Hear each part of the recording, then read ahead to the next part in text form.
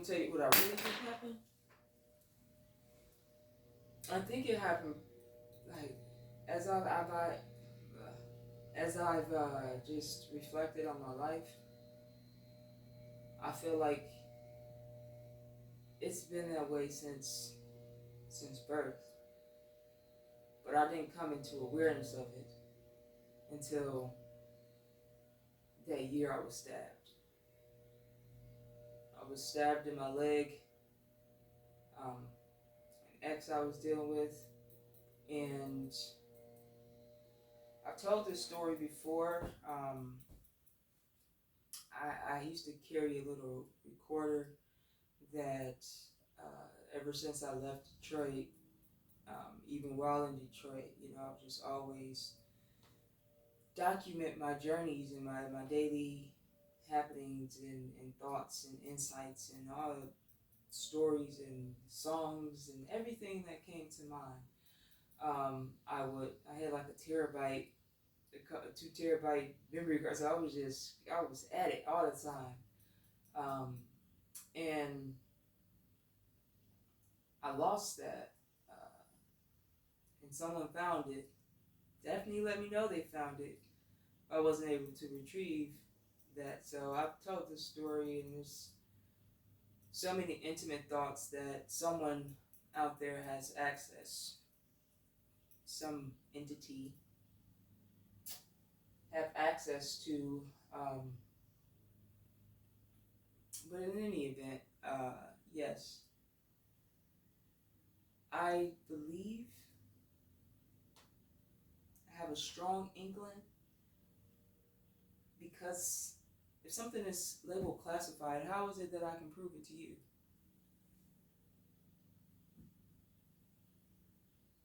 If something that I experienced and that has happened to me was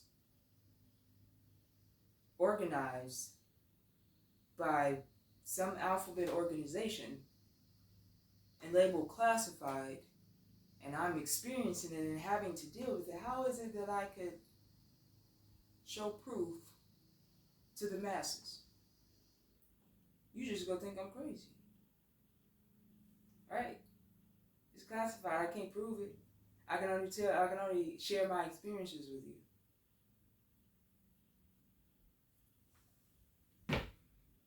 What I think happened is I died that day.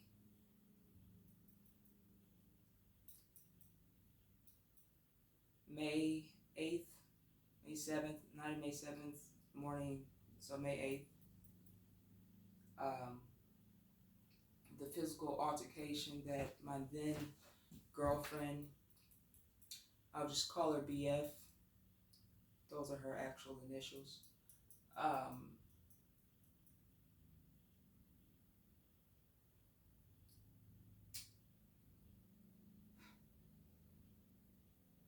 like I anyone who kind of asks about my story and why I have permanent nerve damage and where this scar came from on my face. Let me actually make sure this is recording because, yeah. Um, yeah, you can't. Like, I still hoop. They told me I couldn't hoop anymore. They told me I couldn't do this and that. Walking, you won't know that there's a nerve. I have nerve damage. My peroneal nerve that controls the lifting and the flexion, dorsiflexion of my foot. You wouldn't be able to tell just by looking at me because here and here, you can't stop me. You can't tell me what I can't do. So, anyway, I remember when I woke up in that hospital that day. First of all, I was looking like, why is my dad here? I don't talk to that man or nothing. Like, you would think, yeah, if something fatal happened, it was a stabbing, you want him, but like, parents only come around like that's the only time. Maybe if you were in my life prior to this, probably wouldn't happen. I'd probably be like chilling with my dad. I'm gonna go to my dad's house that night. we would never got into an altercation. She thought I was cheating. I mean, I can understand why she may have thought that. It was maybe I'll tell the story. So she and I was kind of on rocky terms because I told her I was in love with my ex. I'm always gonna be honest and transparent. Um, and her response to me was so loving, and I could see that I had truly hurt her. And I was like, damn, maybe I'm making the wrong decision, whatever. So maybe a month had passed since I had told her that. We were trying to rebuild, and we had went out that night. Anybody that knows me knows that alcohol has never been my preference. We went out. It was my first. Now, mind you, this is 2013 was the year in which I read a book that totally opened my mind and enlightened me to things that I had never knew about this universe and about my power as a human being and my thought power and mind power. All this. I read a book about the universal laws and Greek philosophy and Hermetic teachings, and it was just like, oh my God, I thought I was on top of the world, and then I can accomplish anything in life. So she and I had we met on the job working for AT&T. We had both quit our jobs and to pursue entrepreneurship, something that quite honestly, prior to reading that book, I never thought I would probably ever do. I thought I would always be working for someone, or I didn't know quite what I wanted to do with my life. But we we uh, we quit our jobs. We were living downtown Detroit, and the Leland Hotel. If you're familiar with the Leland Hotel, which they've converted to apartments, we were paying $625 for an apartment that overlooked all of downtown. Was the building the most upkept? No, but our apartment was really nice, so I didn't care about the rest of the building. But after quitting our jobs, it was really uh, didn't have a financial preparedness. She ended up going to get a job as a bottle girl at a strip club, whatever. She was footing the bill for that month. She paid the entire rent. That's just a little context. So, um, this particular, now, after reading that book, I had always been like freestyling and stuff with my cousins, rapping, but I had started to write poetry and really get more into my creative writing. And I had a piece. She invited me out this particular night. She said she had a friend that was doing stand-up comedy. It was open mic.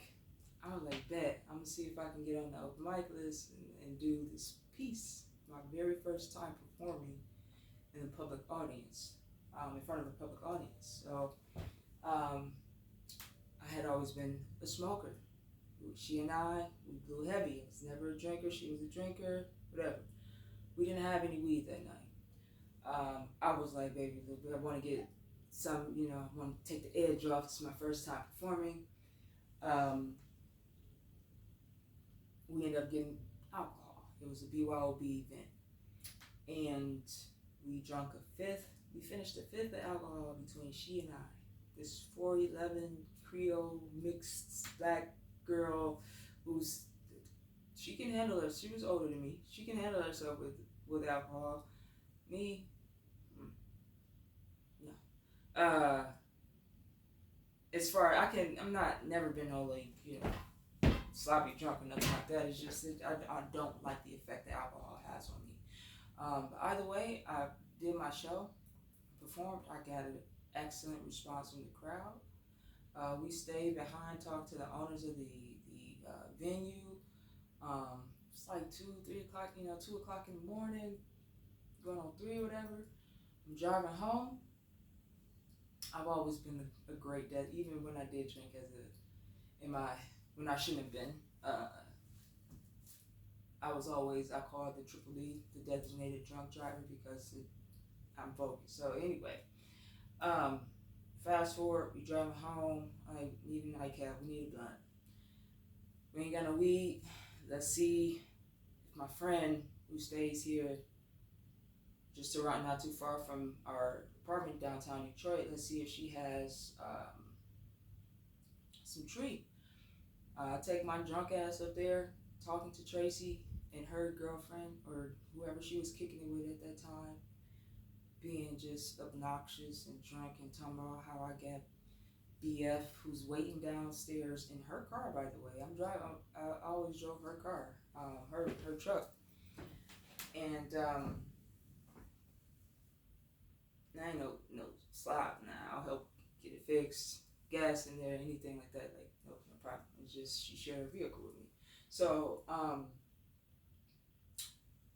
I am up there running my mouth about she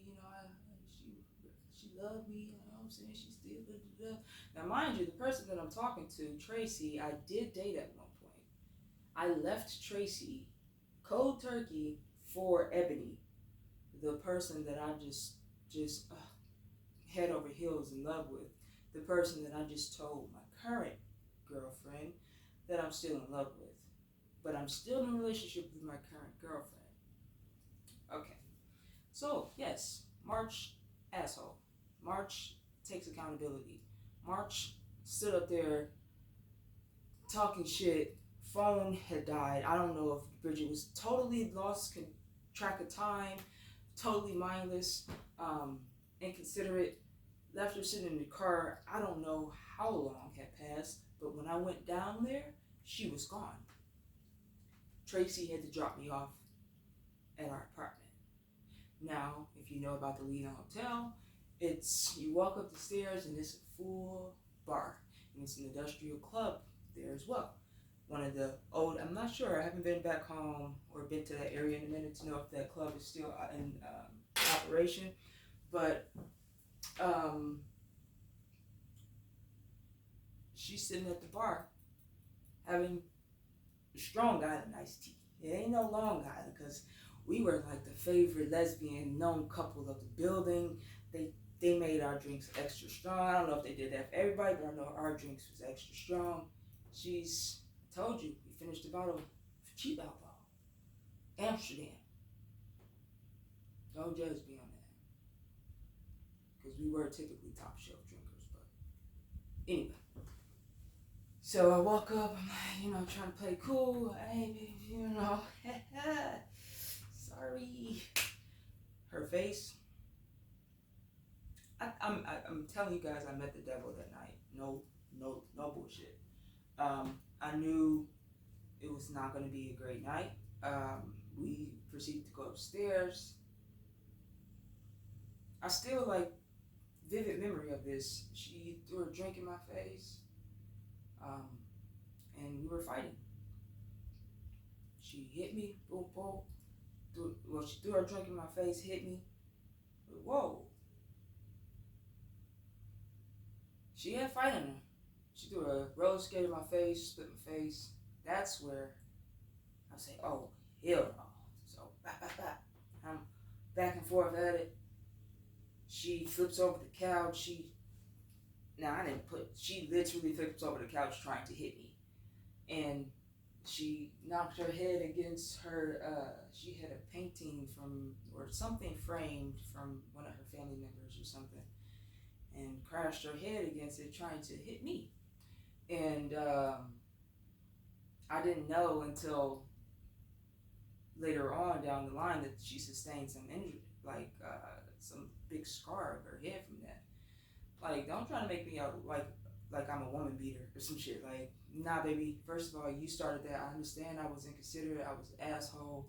But like I said, I really do wish I would have left that day. That night. Just took her car and just left. If only you could turn back time. But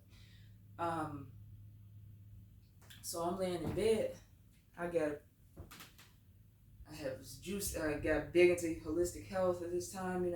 I'm juicing every day, so I got frozen grapes on my face. Stop this bleeding and swelling. I'm laying in my bed. I gave you that context that she paid for the rent that month. But all the furniture in the apartment was mine.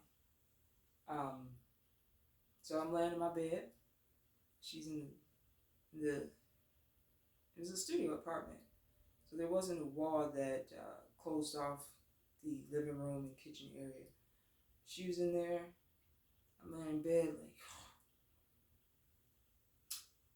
she comes in, jumps in the bed, get out the bed. I get out of my bed. This was my bed. You can go to your parents' house, Oak Park, take your ass home. I'm done. Like, it's now 4 or 5 o'clock in the morning. Like, I'm tired. I'm done fighting with you. Like, I'm thinking it's over. She says, I got a knife. Get out of my, like, I'm not getting out of my bed. Now, what I'm about to say, you could say, well, you stabbed yourself because, I mean, like I said, I've reflected on this I don't know how many times. I said, do it. I didn't think, although what had just transpired, those minutes or hours, however long we were fighting, I saw this rage in her, this devil. Like, she spit in my face. Like, I knew at that point we were pretty much done, but I didn't think that she would stab me. And she, boom. And when I saw how the blood squirted, I instantly knew, like, oh shit, she hit something. Screamed. Oh my, call 911. Oh my God. She tried. This is the fucked up part. Like, don't judge me. I don't really care what y'all judge me. She said, no, not my wife. You just stabbed me, woman. I think maybe the damage, she used a pear knife, the damage may have even come where it made it more severe when she tried to pull the knife out. I was like, call 911.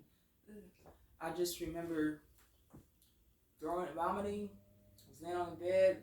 It was just going in and out, bleeding profusely. I remember just headlocks. I remember vomiting. I remember like rolling over, and I remember feeling the vomit in my hair and just and I passed out. And I remember, but I do have this memory of being in, I wasn't put in a stretcher, I was wheelchaired out. And I just remember I don't remember seeing police coming to get her. I don't remember any of that. But I woke up in the hospital. I remember being totally alert at that point. So I don't know what happened. I remember looking down and seeing the knife still lodged in my leg. How am I awake and it's still lodged in my leg? Like, what the fuck? They had to take x-rays, I guess, to see, because of, obviously it had hit a major artery and a nerve. But long story short, I woke up the next day in the hospital after surgery. I don't remember being put to sleep or anything like that. And my mother and my father was in the room, and there was a whole team of doctors. Like, I had never seen that before. I thought maybe like for a gunshot, maybe if I got shot in the head or something, or I don't know. I just can't imagine that my injury and my experience there would have warranted so many doctors to be standing there in such a uniform fashion. Like, we did it. She's awake. So that always threw me off, man. It always threw me off. And I don't know what was said to my parents, and particularly my mother. I know she can be influenced. I know that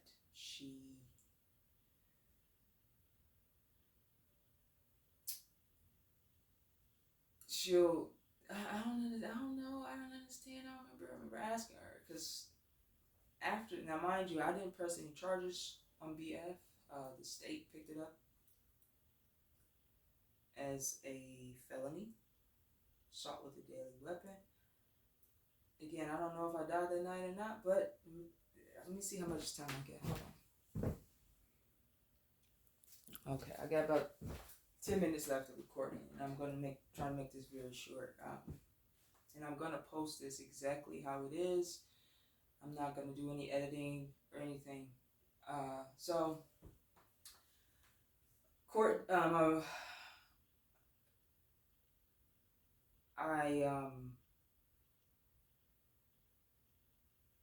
She and I, like, after post waking up in the hospital, I received all this information about domestic violence. Mind you, I had never received a hospital bill or anything like that. I just knew that I had to go to court and testify.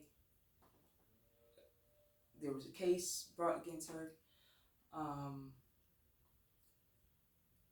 During the interim, like, her cousin had came by. I was still standing in the apartment. Huge blood stain on the carpet. It had started to smell and blot up and dry, and I tried to contact. They wouldn't come replace my carpet. I'm still trying to figure out. Okay, rent was due that month. I contact Ebony. Ebony's now in town, right? The love of my life, who I blew thousands, tens of thousands of dollars on years prior when we were together. Like, just first she was like, "Oh, what's her social security number?" Like, she was gonna do something to her. Made me think, like, hold on, who the fuck are you really? What you gonna do with this? Like, you got pulled like that, and what organization you were anyway? So I remember asking her for, hey, can you take care of the rent for me? Just like, bro, $625. You nothing. Like, especially if my mind said, nah, man, shit. Like, what? Here, baby. She gave me that. Like, whoa. Ooh, March made some wrong decisions. I live with that. So anyway, I ended up had to vacate those premises there. Like I said, I was communicating with BF's cousin.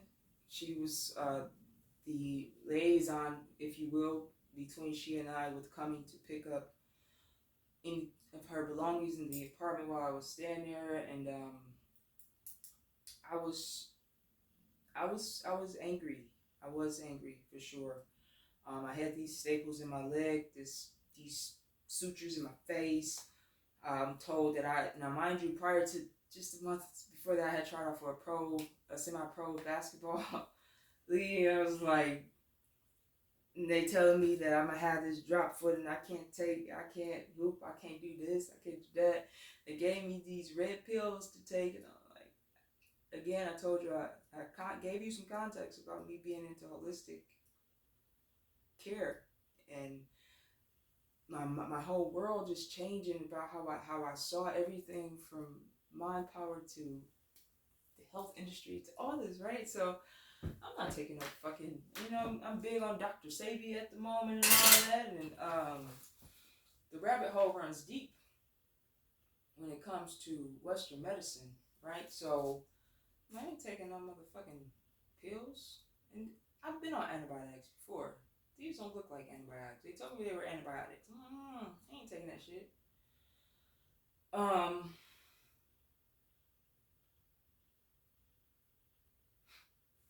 It's so much to cover.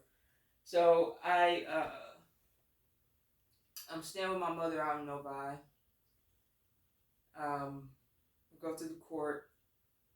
No, actually, before I moved in with my mother, I was still staying downtown when I had to go to the court, and I saw BF. That was the first time I saw her, and as soon as she saw me, she broke down crying. I was like, although I know I met the devil that night, anytime I ever tell this story, I don't never talk down about that woman. She was really a great woman. We had a great relationship up until that detrimental point in our relationship. I had no harsh feelings toward her. I knew that wasn't her. I know alcohol was a huge culprit in why we reacted in the way that we did that night. I remember trying to reach out to her through Facebook, and she had somebody else like reply to me like, "Oh, you woman beating you." She gotta get like this is when I saw her in the courtroom. I saw that she had her hair up in a bun, and I saw like, damn. But it's not like I was just went ham on you, and I was you had fight in you. I'm talking to her like she's watching this, but that girl had she can throw hands. You know what I mean? Like ain't no sloppy nigga at all when it comes to throwing hands. But that's not my confrontation. Is not my thing. I'm a lover. I don't fight. Never want to be. My father was a fucking woman beater. There's no way I've ever um, wanted to be in confrontation with someone that I have literally told I love and have been in love with. There's just no way, and anyone for that matter. But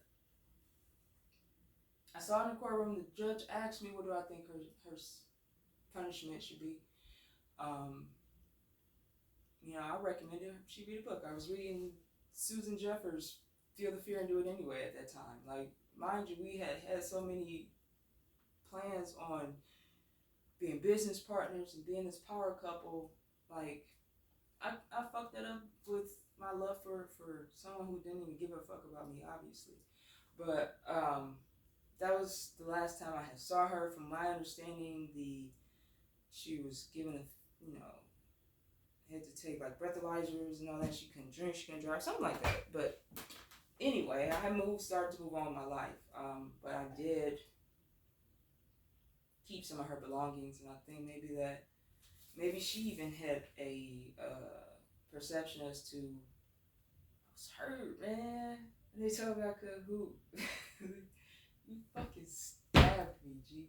No, you ain't getting your laptop. Her cousin came, was like, she's supposed to have nah, she ain't getting no laptop. I kept her laptop. I had her debit card. She gave me the pin. I took whatever money she had out the bank. It was like $100 and some. Fuck her. I still never talked down about her. It's like, man, Anyway, fast forward. But I said all this to say my theory as to what happened, because things in my life since that time have been quite eerie. So eerie to where I had to go back to the hospital and get my records to see what exactly happened, and what was I wanted to see the police report and what was said, and what did I fucking die that night, because it seems like maybe they tried to transfer someone's consciousness into my body, and whatever pills I was supposed to take. Now this is where it may sound like, oh, you little conspiracy theories, you tripping, you that's a reach. Those pills, because you had to have 4 quarts or pints, whichever, I know it was 4. Basically, I had to have all my blood replaced. So maybe I had to have a blood transfusion, and those pills was for the blood transfusion that they didn't relay that information to me. I don't know, but I do know the movie Selfless, where the billionaire transferred his consciousness into this young man's body, in which he had to take pills to basically kill the consciousness of that said person's body. And prior to, I had read one book that totally opened my mind to all these new things, but post that surgery, baby was having $1 billion ideas. I'm creating all of this. I'm thinking on levels that I had never thought before. Creating all these things, but I was never able to monetize anything from them. And my interaction with people, it was just like they seem like they know